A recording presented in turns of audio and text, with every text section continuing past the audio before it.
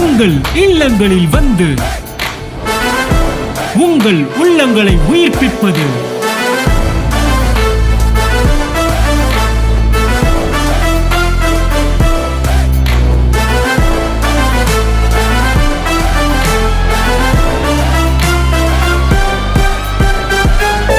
உங்கள் channel DJ.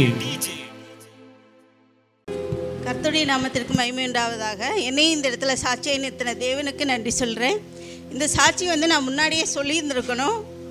But இதெல்லாம் அதாவது நிறைய நன்மைகளை பெற்றுக்கொண்டவங்க அதை இதெல்லாம் பெருசா அப்படின்ற மாதிரி தோணும். ஸோ அந்த விதத்தில் நான் என்ன பண்ணேன் அப்படின்னா, சரி பார்ப்போம் அப்படின்னே போனேன். லாஸ்ட் 2 வீக்ஸ் பிரதர் இது ரிப்பீட்டடாக சொல்லிகிட்டே இருந்தாங்க. பெற்றுக்கொண்ட நன்மையை நம்ம கண்டிப்பாக சாட்சியாக சொல்லணும் அப்படின்னு சொல்லிட்டு சொன்னாங்க. அதனால நான் போன வாரமே நான் டிசைட் பண்ணேன், கண்டிப்பாக நான் சொல்லிடணும் அப்படின்னு சொல்லிட்டு. என்ன அப்படின்னா, சின்னதுலேருந்தே நான் கிறிஸ்தவ ஃபேமிலியில் வந்தது தான். பட் என்ன அப்படின்னா, அதாவது எதுனாலும் நம்ம தேவனுக்கு ஒப்பு கொடுத்துடணும். தேவன் அவரோட சித்தம் இல்லாமல் நமக்கு எதையுமே செய்ய மாட்டார் அப்படின்ற ஒரு ப்ரீச்சிங்லேயே தான் நான் வளர்ந்துருக்கேன். அப்படின்னா என்ன அப்படின்னா, அதாவது வியாதி வந்தால் கூட தேவனோட சித்தம் இல்லாமல் அது நமக்கு இருக்காது அப்படின்ற மாதிரி ஒரு ப்ரீச்சிங் இருந்துச்சு. இங்கே வந்த பின்னாடி தான் நான் நிறையா கற்றுக்கொண்டேன். அதாவது தேவன் அவரோட சித்தத்தின்படி நம்ம நடத்துகிறாரு. அதுவும் என்ன அப்படின்னா, நம்ம நல்லா இருக்கணும், அதாவது எல்லாவற்றிலும் வாழ்ந்து சுகமாக இருக்கணும் அப்படின்ற ஒரு வார்த்தையை நான் கற்றுக்கொண்டேன். ஆரம்பத்தில் எங்களுக்குள்ளேயே நிறைய டிஸ்கிரிமினேஷன் இருந்துட்டு தான் இருந்துச்சு. அதுக்கப்புறம் மெதுவாக நானே நிறையா விஷயங்களை அனுபவிக்க ஆரம்பித்தேன். அதில் ஒன்று தான் இந்த இது. போன வருஷம் பார்த்தீங்க அப்படின்னா, எனக்கு ஃபிஷரின் ஏனோ அப்படின்ற மாதிரி, அதாவது பைல்ஸுக்கு ஈக்குவலான ஒன்று. அப்போ என்ன அப்படின்னா, ப்ளீடிங் இருந்துச்சு. எனக்கு நான் மெடிக்கல் லைனில் இருக்கனால எனக்கு அந்த சிவியாரிட்டி நிறையாவே தெரியும். ஸோ ஹாஸ்பிட்டல் சைடு போனோம் அப்படின்னா கண்டிப்பாக ஆப்ரேஷன் அப்படின்ற லெவலுக்கு தான் போகும். பட் அது ரீஆக்கர் ஆகும் அப்படின்ற மாதிரியும் இருக்கும். ஸோ அது ஒரு பயத்துலேயே இருந்துச்சு. அந்த டைமில் பிரதர் இவங்க மாறின்னு சொல்லிட்டு ஒருத்தவங்க இருந்தாங்க. அவங்களுக்காக சொன்னாங்க, நான் அந்த இதுக்காக நான் ஜோம் பண்ணேன் அப்படின்னு சொல்லிட்டு. அப்போ நான் ப்ரேயர் பண்ணிகிட்டே இருந்தேன். எனக்கு இது கண்டிப்பாக சரியாகணும், நான் சாட்சியாக நிற்கணும் அப்படின்னு சொல்லிட்டு. அது எனக்கு ஆட்டோமேட்டிக்காக. ஆனால் 1 இயர் நான் என்ன பண்ணேன் அப்படின்னா, இது ஹோமியோ எடுத்தேன். ஏன்னா மெடிக்கல் போனோம் அப்படின்னா சர்ஜரி வரைக்கும் போயிடுவாங்க அப்படின்னு ஹோமியோக்குள்ளே போனேன். ஆனால் ஒரு ரிலீஃப்மே எனக்கு இல்லை. அப்புறம் நான் என்ன பண்ணேன், ஹோமியோ நிறுத்திட்டு வேணாம், இது எனக்கு ரிசல்ட்டை கொடுக்கல, தேவன் ஒருத்தர் தான் எனக்கு ரிசல்ட்டை கொடுப்பாருன்னு சொல்லிட்டு அதில் போனேன். அதில் எனக்கு விடுதலை கிடச்சிச்சு. அதுக்கப்புறம் போன பிப்ரவரியில் பார்த்தீங்க அப்படின்னா, தம்பி முன்னாடி நின்று வர்ஷிப் பண்ணார். அந்த 1 வீக்கு தான் இந்த இயரில் வர்ஷிப் பண்ணார். அப்போ ஒரு சாங் வந்துச்சு. அதாவது தேவன் நமக்கு சொன்ன வார்த்தைகளை நினைத்து நிறைவேற்றி முடித்திடுவார் அப்படின்ற வார்த்தை எனக்கு ரிப்பீட் ஆகிக்கிட்டே இருந்துச்சு.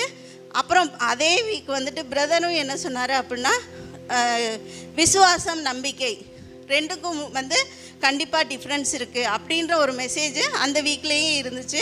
அதுக்கப்புறம் பார்த்தீங்கன்னா அப்படின்னா, ஒரு மேமோகிராம், அதாவது 30+, 35+ அப்படின்னா மேமோகிராம்னு சொல்லிட்டு ஒன்று எடுக்கணும் அப்படின்னு சொல்லிட்டு டாக்டர்ஸ் நார்மலாக அட்வைஸ் பண்ணுவாங்க. அப்போ நாங்கள் ஹெல்த் செக்கப் 30+ ஆயிடுச்சு, அதனால நான் ஒரு ஹெல்த் செக்கப் பண்ணணும்னு சொல்லிட்டு போனப்போ எனக்கு அதுக்கு முன்னாடியே ஒரு லெஃப்ட்டு ஆக்சிலாவில் என்ன செஞ்சு அப்படின்னா ஒரு கட்டி மாதிரி இருந்துச்சு. அப்போ எனக்கு ஒரு டவுட், ஏன்னா நம்ம மெடிக்கலில் இருக்கிறதுனால ரொம்பவே திங்க் பண்ண ஆரம்பிப்போம். ஸோ கட்டி மாதிரி இருக்குது, அதனால் ஒரு ஹெல்த் செக்கப் பண்ணிவிட்டு பார்த்துக்கலாம் அப்படின்னு சொல்லிட்டு போனப்போ அவங்க சொன்னாங்க, மேமோகிராம் எடுத்து பாருங்கள் அப்படின்னு.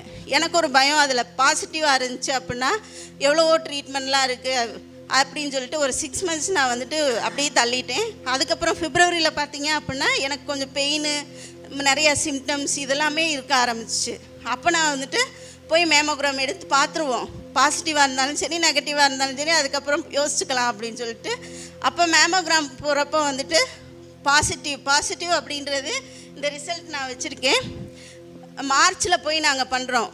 அந்த வீக்கு, அதாவது மேமோகிராம் போகிறதுக்கு முந்தின வீக்கு தான் தம்பி பாட்டு பாடினா அந்த லைன் எனக்கு ரிப்பீட் ஆகிக்கிட்டே இருந்துச்சு. அப்போ நான் ப்ரேயர் பண்ணுறேன், நான் மேமோகிராம் போனாலும் எனக்கு நீர் அதிசயங்களை காண்பிக்கிற தேவன் அப்படின்னு. மேமோகிராமில் என்ன வந்துச்சு அப்படின்னா, ரிசல்ட்டு பைலேட்ரல் ஃபைப்ரோ அடினோசிஸ் அப்படின்னு சொல்லிட்டு வந்துருச்சு. அதாவது இது கேன்சருக்கு சான்சஸ் இருக்குது அப்படின்னு சொல்லிட்டு வந்துருச்சு. அப்போ அங்கே என்ன சொன்னாங்க அப்படின்னா, கண்டிப்பாக நீங்கள் வந்துட்டு எஃப்என்ஏசி இல்லாட்டினா பயாப்சி வந்து ரிசல்ட்டு பார்க்கணும் அப்படின்னு சொல்லிட்டு சொன்னாங்க. எனக்கு அந்த இந்த சாங்கோட லைன் ரிப்பீட் ஆகிக்கிட்டு தான் இருக்குது. நான் வந்து ப்ரேயர் பண்ணவும் முடியல, அந்த லைன் மட்டும்தான் எனக்கு ரிப்பீட் ஆகுது. அன்றைக்கி நைட்டு வந்துட்டு நான் பயங்கரமாக அழுகிறேன். என் ஹஸ்பண்ட் வந்துட்டு சொல்கிறாரு, அதெல்லாம் ஒன்றும் இல்லை, ஆண்டவர் வந்து நமக்காக எல்லாத்தையும் செஞ்சு முடிச்சிட்டாரு அப்படின்னு சொல்லிட்டு நாங்கள் 2 பேருமா நைட்டு உட்காந்து, பிள்ளைகளுக்கு கூட தெரியாது, நைட்டு உட்காந்து நாங்கள் 2 பேரும் ப்ரேயர் பண்ணுறோம். அடுத்து வந்துட்டு எஃப்என்ஏசி எடுக்கணும். அந்த வெனஸ்டே வந்து பிரதரோட பைபிள் ஸ்டடிக்கு வந்து அவர் வராரு. அப்போ நான் சொல்கிறேன், நீங்கள் சொல்லி ப்ரேயர் பண்ணிட்டு வாங்க அப்படின்னு. பட் அவரோட பழக்கம் என்ன அப்படின்னா, ஸ்பெசிஃபிக்காக சொல்லி ப்ரேயர் பண்ண மாட்டார். ஏன்னா வியாதி அப்படின்றது ஒரு நெகட்டிவ், அதனால் நம்ம வாயால் சொல்லக்கூடாது அப்படின்ற ஒரு ஸ்ட்ராங்கான ஒரு பிலீஃப் இருக்குது. அப்போது காமனாக ப்ரேயர் பண்ணிவிட்டு வந்துட்டார். அடுத்த நாள் நாங்கள் எஃப்என்ஏசி போகிறோம். போயிட்டு அப்போ நான் ப்ரேயர் பண்ணிவிட்டு போகிறேன். இருந்த இடம் தெரியவே கூடாது, தேடியும் காணாதிருப்பாய் அன்ற வாக்குத்தத்தம் வந்து எனக்கு வந்து நிறைவேறணும் அந்த இடத்துல அப்படின்னு போய் ஸ்கேனில் படுக்க வச்சுருக்காங்க. ஸ்கேன் ப்ரோப் வச்சு தேடிக்கிட்டே இருக்காங்க. அந்த டியூமர் எங்கே இருக்குன்னே அவங்களுக்கு கண்டுபிடிக்க முடியல.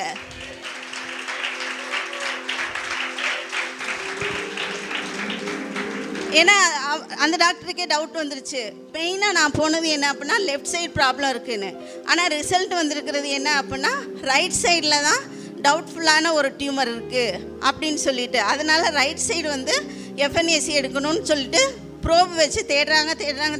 ஒரு 1/2 ஹவராக எனக்கு ஒரு சந்தோஷம், தேடியும் காணாதிருப்பாயின்னு ஆண்டவர் சொல்லியிருக்காருல்ல, அது வந்து இருக்குது அப்படின்னு சொல்லிட்டு.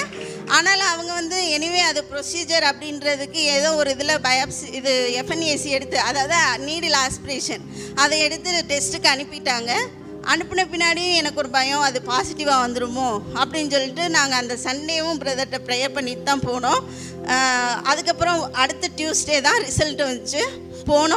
போனாலும் அவங்களும் என்ன சொல்கிறாங்க, இப்போ எஃப்என்ஏசி தான் எடுத்திருக்கோம், பயாப்சி தான் நம்ம கன்ஃபார்ம் பண்ண முடியும். பட் எஃப்என்ஏசிலேயே 2வது இதில் வந்துருச்சு நான் கேன்சரஸ் அப்படின்னு சொல்லிட்டு வந்துருச்சு. ஆனாலும் டாக்டர்ஸ்க்கு வந்து என்ன டவுட்டு அப்படின்னா, அது வந்து சொன்னதுக்கு ஆப்போசிட் சைடில் இருந்ததுனால அது வந்து நீங்கள் கண்டிப்பாக ஒரு பயாப்சி எடுத்தால் நம்ம கன்ஃபார்ம் பண்ணிக்கலாம் அப்படின்னு சொல்லிட்டு அப்போ டாக்டருக்காக வெயிட் பண்ணிகிட்ருக்கோம். நான் ப்ரேயர் பண்ணது என்ன அப்படின்னா, டாக்டர்கிட்ட போகிறப்ப பயாப்சி இல்லாமல், ஏன்னா நான் வளர்ந்தது எல்லாமே ஆண்டவரோட சித்தம் வியாதி வந்துருச்சு, அதுக்கப்புறம் ஆப்ரேஷன் பண்ணால் சரியாயிரும், மெடிசின் எடுத்தால் சரியாயிரும் அப்படின்ற இதில் தான் ஆண்டவனே நான் ஆப்ரேஷனுக்கு போகிறேன், என்னோட ஆப்ரேஷனை வந்து சக்ஸஸ்ஃபுல்லாக முடிங்க அப்படின்ற ஒரு இதில் தான் நான் போய் பழகியிருக்கேன். பட் எனக்கு என்ன அப்படின்னா, இங்கே வந்த பின்னாடி ஒரு பிலீஃப், நான் வந்து இது வந்து நான் ட்ரீட்மெண்ட்டுக்கு போய் தான் எனக்கு சரியாயிடுச்சுன்னு நான் சொல்லக்கூடாது, பயாப்சியே இல்லாமல் சரியாயிடுச்சுன்னு நான் சொல்லணும்னு ப்ரேயர் பண்ணிட்டு போகிறேன். அவரை பார்த்தோன்னே சொல்லிட்டாரு, பயாப்சியே தேவையில்லை, இது வந்து ஹார்மோனல் டிஃப்ரென்ஸ் தான், மற்றபடி ஒன்றும் பயப்படுற மாதிரி இல்லை, ஜஸ்ட்டு விட்டமின் சப்ளிமெண்டேஷன் மட்டும் எடுங்க, ஒன்றும் பிரச்சனை இருக்காது அப்படின்னு சொல்லிட்டு அனுப்பிட்டாங்க. உண்மையாகவே எனக்கு ரொம்ப சந்தோஷமாக இருந்துச்சு. பட் என்ன அப்படின்னா, நான் இதை வந்து 3 months லேட்டாக நான் வந்து சொல்கிறது வந்துட்டு உண்மையாகவே அது வந்து வருத்தப்படுறேன் நான் அந்த விதத்தில். பட் கர்த்தர் எங்களுடைய வாழ்க்கையில் இன்னும் நிறையா அதிசயங்களை செய்வார், சாட்சியை நிறுத்துவார்னு நாங்கள் நம்புகிறோம்.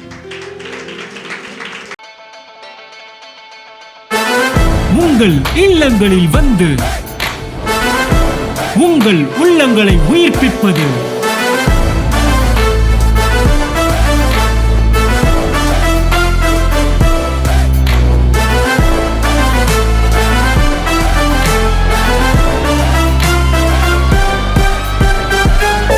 உங்கள் சேனல் டிஜே.